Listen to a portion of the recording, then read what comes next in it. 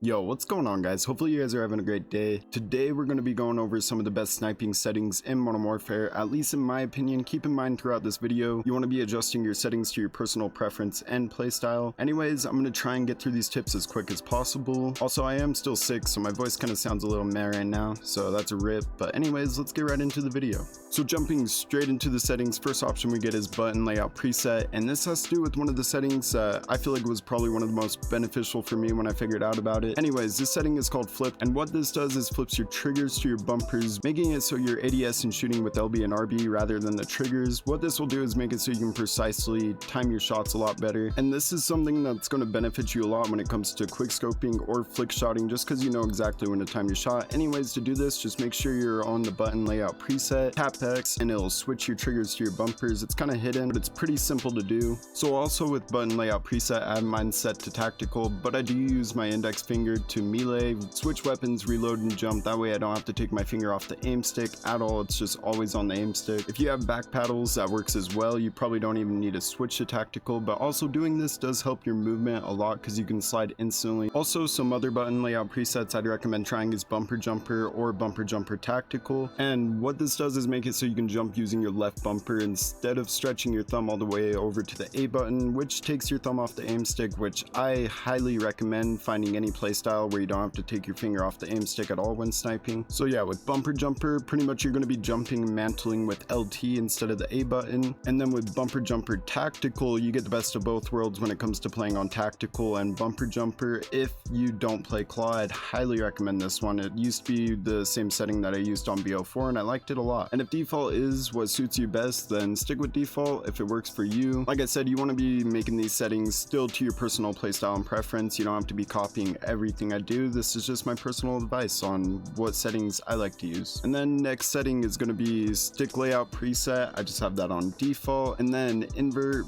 vertical look, I have that disabled. And then next is going to be sensitivity, and the sensitivity that you use will be based off your personal preference. You can basically be good with any sensitivity while sniping as long as you've adjusted your muscle memory to that sensitivity, meaning that you should not be changing your sensitivity too often. Matter of fact, it's best to not even change it at all. Not saying don't change it, just find a sense that matches your playstyle and stick with it, because switching up your sensitivity will only hurt your shot accuracy in the long run. And then also, if you do want to increase your high zoom, I mean let's say you play on like a 12 sensitivity or somewhere around there and you want to bump it up to like a 1.20, or even if you play on 20 and you want to bump it up, there is aim assist on this game, so definitely take advantage of that. You kind of help with more flick shots depending on your playstyle. Me personally, I like having mine on 0.74. For me, it just makes me feel like my shot is a lot more consistent, having more control when I'm ADS. Even though I don't spend too much time in my scope, it still helps even with flick shotting, drag scoping, quick scoping, and all that type of stuff. And then also real quick, I wanted to point out that I do play with my vertical sensitivity a few notches lower compared to my horizontal sensitivity, just so I can kind of keep my shot more balanced, keep it at head level, chest level, wherever I need to shoot to get that one shot, one kill. So if you do want to try it out for yourself, let's say maybe you only want to go down 2 notches, which is usually the common way of doing it that most people do, but you could use this with any sensitivity. Just turn it down a couple notches down low. You don't have to turn it down 4 notches. You can just do 2. Doesn't matter the sensitivity you play on. I do feel like for me at least, it keeps my shot a lot more level. I'm able to keep it like in the head to chest area constantly when I'm running around the map. And then next we have aim response curve type. This one took me a while to decide which response curve type I like the most out of the 3 choices. The 3 choices they give us to choose from is standard, linear, and dynamic, and honestly all 3 of them have their pros and cons. First option, standard, says simple power curve map from aim stick to aim rate, which is also the traditional Call of Duty response curve type that we've been using for years. So if you want to stick to what you're comfortable with, I'd recommend sticking with standard. Also, it makes it so inner thumbstick movements are less sensitive, kind of making it easier for fine aim, and outer movements become a lot more sensitive, kind of to help with fast turning and all that type of stuff. And then the outer movements become a lot more sensitive, kind of just to help you turn faster, be able to turn on people and all that type of stuff. Alright, next we have linear, and the definition of it is aim stick maps directly to aim rate, which means as little or as much as you move your aim stick, it's going to move directly to that rate, which gives you full control over your aim, which is why I think this one's my favorite one. It feels like it's the most consistent in my opinion. And then we got our third option, which is going to be dynamic, and the definition for it is reverse S-curve mapping for fine aim rate control. This means that you get a gradual build up in rotation speed relative to thumbstick movement, but then accelerant towards raw input to provide the feeling of like snappy aim. That way you can, it's kind of good if you do like snapping on people and everything, and it is good for countering PC players, but it just does not feel as consistent to linear, at least in my opinion. If you like dynamic, it is a great curve type. Same with standard, they're all equally, like I said, they all have their pros and cons. It's all just going to come down to your personal preference. All right, and next is controller vibration. I personally choose to have mine disabled. I don't know if it made too much of a difference after disabling it. I used to always play with controller vibration on, but I was told in the past to turn it off because it distracts you every time you shoot. And then we have aim assist, and it gives us 4 options. First one being disabled, which just gives you no aim assist, plain and simple, which I like to personally take a little bit of advantage of aim assist on this game, so I leave mine on standard, which is the second option. And it says traditional aim slow down near target, which is going to be the same aim assist that we've got on previous Call of Duties. And then we got precision, and it says strong aim slowdown that only kicks in when aiming closer to target, best for accurate players. So pretty much what this means is it's only going to slow down when you're aiming on someone, which sounds like a really good thing, right? You only want your aim to slow down when it's on someone, but it turns out end up being a crutch when it comes to sniping. You end up crutching on it too much and start losing a lot of control of your shot, in my opinion at least. If you are newer to sniping, I would recommend precision. If you have been sniping for a while, I would strongly recommend standard over precision. And then we got focusing, which I feel like focusing is just pointless for sniping. It just is way too much of a setback. Anyways, the definition of it is strong aim slowdown that also kicks in when narrowly missing target, best for new players new to analog aiming. And honestly, even if you use a red gun as well, like I just don't recommend focusing. Like it's too much aim assist. All aim assist does is slow down your sensitivity. It doesn't drag it closer or anything. So pretty much it can just make it so you're taking too long to kill the person in front of you and they end up winning the gunfight. So out of all these, when it comes to sniping, I would honestly recommend either going with disabled or standard. If you do want to use precision, that's okay. I just feel like when I was using it, I started ending up crutching on it and was losing a lot of control of my shot. Don't get me wrong though, I've seen a